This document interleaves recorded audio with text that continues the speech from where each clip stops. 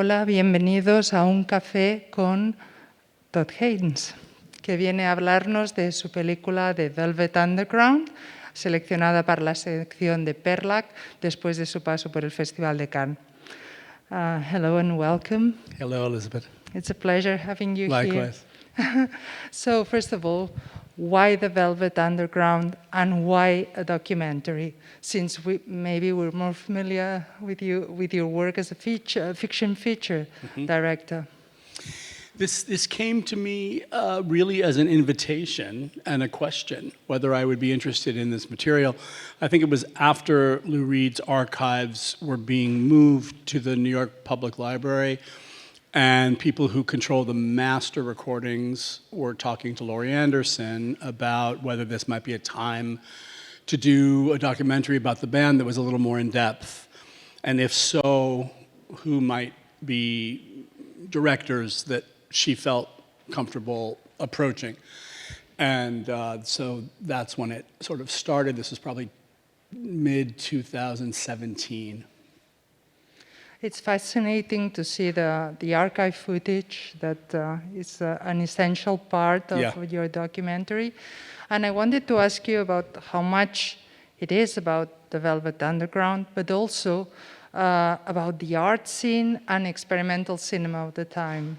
Yeah. So if you could elaborate a bit on that, because it's also a portrait of a time and place. Yeah.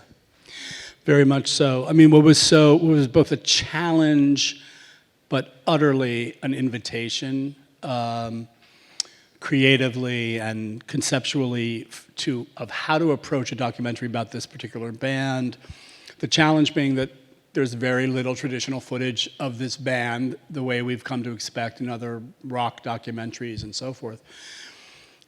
But that ultimately became an utter privilege on my part to be able to use the avant-garde film culture, which this band is so uniquely tied up with, and that the entire sort of creative and artistic scene in New York City in the mid-'60s informed this band. Band members beyond just Andy Warhol.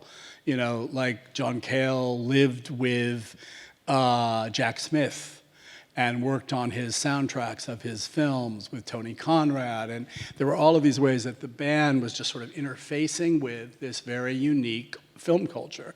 And of course, that was connected to an art culture and a world in which the division between the mediums of art were beginning to break down. So obviously you had a knowledge of this scene and of the music as well. But what did you discover when you sort of went more in depth into all this personally, and that will stay with you beyond the film in itself? I think we discovered some many different things, some of them just from the interview process. I basically decided I would want to limit the people I spoke to people who were there. There were obviously generations of artists and musicians and critics who could talk to us about the Velvet Underground and their meaning and importance, but I felt like I wanted to really narrow it to the time and place. And if that worked, that would be a way for the audience to kind of rediscover what this music sounded like and what its sort of conceptual and creative roots were. Because these band members, particularly John Cale and Lou Reed, come from very different places. And they were undergoing their own journeys in music and in various kinds of exploration, and John Cale's most directly in the avant-garde itself, to finally come together and find this music.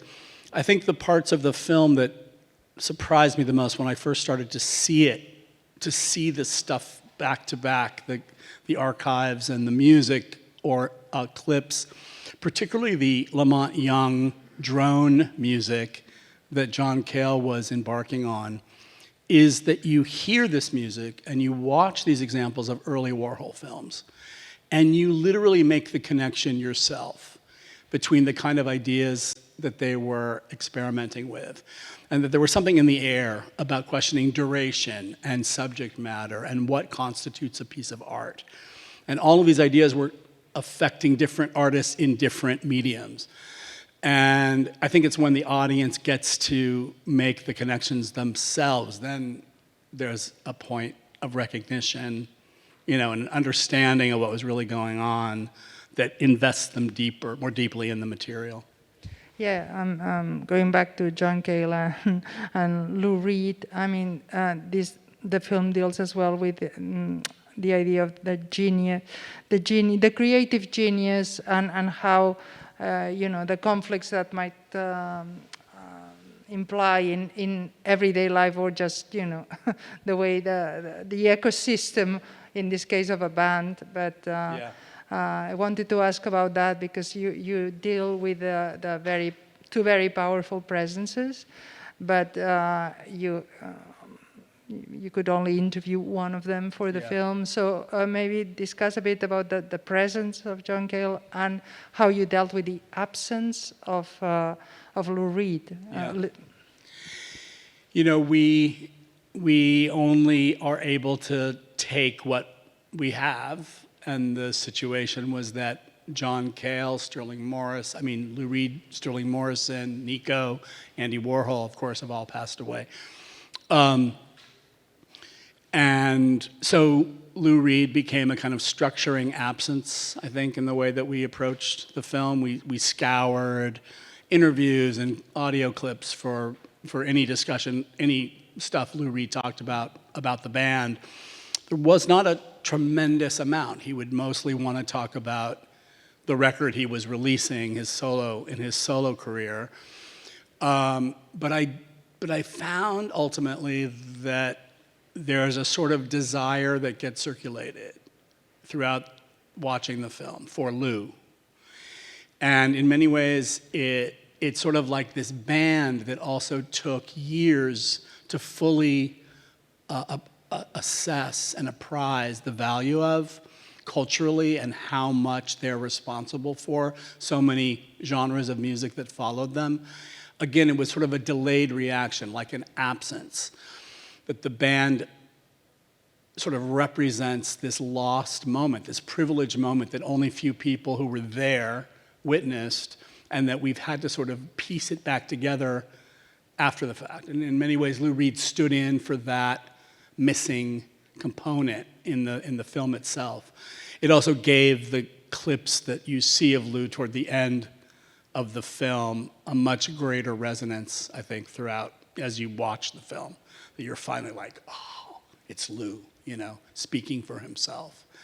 But it was, it was one of the various challenges that I think ultimately produces a lot of creative thinking, because you have to figure out ways of solving these different kinds of problems.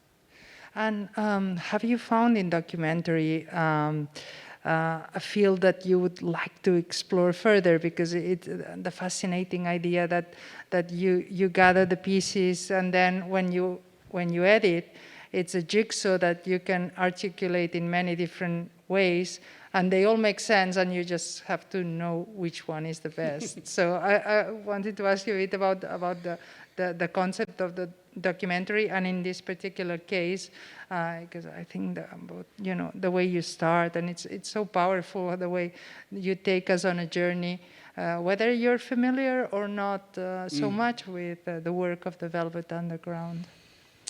It's an interesting question. I get asked this question about would I want to do a documentary again? I would, but this one was so specific and offered all of us such a rare, entire kind of collection of artists' work. It was like we were in the service of allowing all of these other filmmakers and all of their beautiful and very diverse films to be the actual syntax of what this era was about.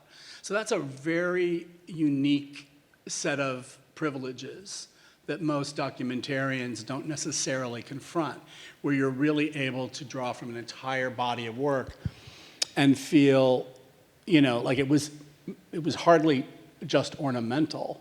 It was absolutely intrinsic to how this band came into being and the world in which they existed at the time, but it also allowed us to give such a unique way of visualizing music.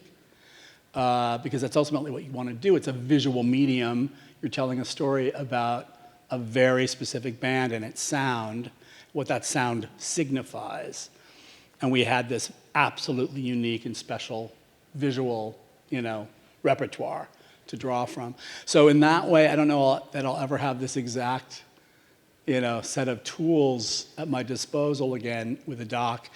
While we were cutting it during COVID, in quarantine with me and Afonso, one of my two editors, me and Fonzie and Adam, who was in the East Coast, we just said, we just wished we could cut this for the rest of our lives. Because you just sort of didn't want the experience to end.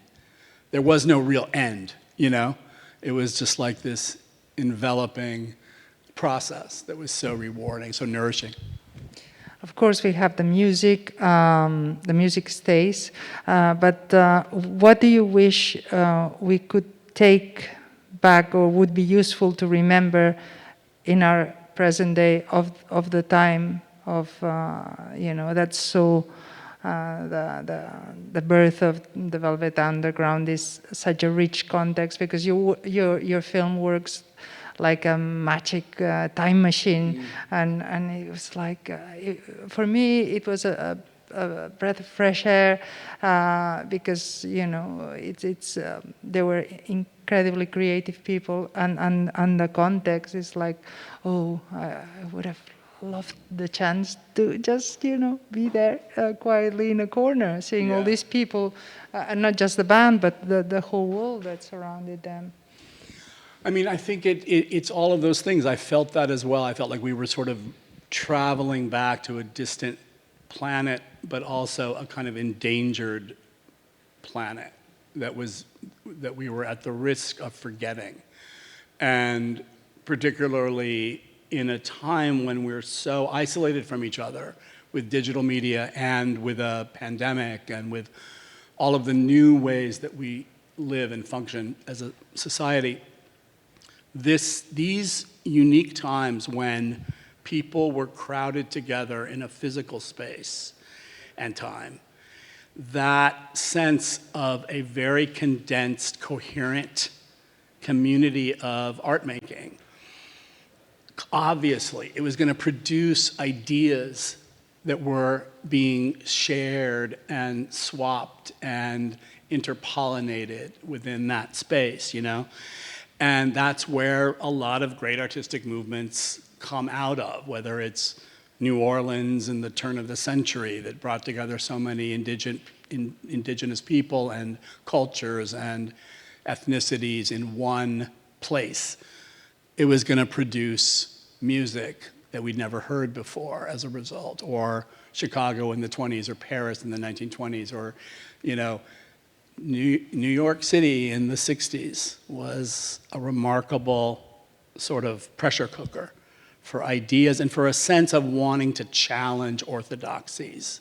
I think that's really what was in the air, and that people really, and a very important queerness, a sense of that you see in the movie when they go to the West Coast. And it's contrasted to other aspects of counterculture that don't have this kind of, for lack of a better word, gay or queer or camp sensibility, And that was essential also to its distinction. And it's also refreshing that we see that America or the US were also that. We're also that because we've been bombarded with images of America, real life America, Yeah. that are a bit despairing. Well, the Trump years, and it's good to know that America can exactly. have that too. Exactly. And even question ways in which the gay community itself, which of course has evolved in very important ways legislatively, that you also lose something in the process. You lose a sense of being an outlaw. You lose a sense of being someone on the outside, not included at the table. And therefore you are going to create your own culture. And you're also going to have a very acute way of reading and rereading dominant culture. So all those ways of reading and rereading the world was unique to people who decided adamantly to stand outside and maintain that stance. And also on the fan side, I just found myself smiling when they referred to the flower power, sort of the what was happening on the West Coast, no? Which is gives an interesting. Absolutely. Yeah. Where those distinctions are really drawn clear, made very clear, and very amusing, because you think, well, it's all counterculture. But there's aspects of conformity and patriarchal language and ideas embedded even in, counterculture. And maybe that was epitomized by the West Coast. It's also just that artists need to stand in opposition to other artists, even when other artists are doing interesting things too. You kind of have to have a refusal to stand your own ground, and I think that's also something you were seeing with the Velvets. With your experience of sort of building characters in fiction, how would you describe building the characters that form the Velvet Underground? What's so sort of inconceivable is how different they are as people. How not just the contrast between Lou Reed coming from the suburbs of Long Island, as did Sterling Morrison and Maureen Tucker, against John Cale's background and his unique journey from Wales as someone who really took the avant-garde extremely seriously in music. But then you throw somebody like Nico into the mix, who was sort of imposed upon the band by Warhol and Paul Morrissey when they entered the factory moment in the very beginning of 1966.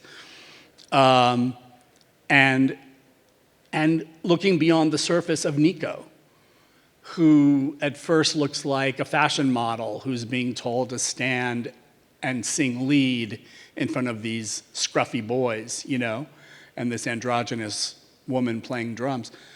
And then you realize there's so much more beneath the surface of Nico. And that voice was just the beginning of an indication of an absolutely unique artistic sensibility that she would need to take into a solo career. She was not going to be satisfied, as John Cale says, in collective work. That she needed to really do it on her own terms, and she did. And the series of solo records that she produced that followed her time with the Velvets are absolutely distinctive to who she ultimately became as an artist. But that weird sense of all of these disparate parts forming a whole that you can't imagine any element not being there to produce the sound that we now know as this band. Yeah. Well, I think we're running out of time. It's a shame because we could go on. Well, thank you so much for discussing the film. And now I'll introduce some images of the from the Velvet Underground. Hasta aquí en nuestra conversación con Todd Haynes. Les dejamos con algunas imágenes de The Velvet Underground.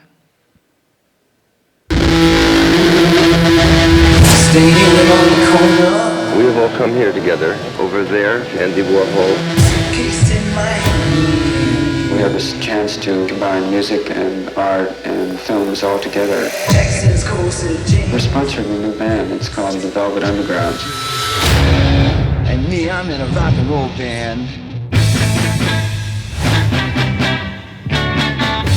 That was my first time in New York, and I was appalled. This place is filthy. Cinema, money, parties. It was outrageous. People came because the cameras were running. They thought they could become famous. At the center of it is the exploding art world. It opened your eyes to a lot of possibilities. We started getting a following, but a lot of radio stations wouldn't play our stuff. The sound, not only was it new, but it was radically different. We were studying natural harmonics. Shiny, shiny. Lou's music was very heavy. Everything he does in that craggly voice of his resonated. That weirdness, it shouldn't have existed in this space. His music sounded like nothing else. And all of a sudden, it would stop like that, and the audience would be dead silent. The Velvet Underground had hypnotized them. 1, 2, 3. Lou always was very clear that there's no difference between being a writer of the book and a writer of lyrics. The artist is not with society. He's different. I was interested in communicating to people who were on the outside. They were going to blaze a trail, which eventually they did.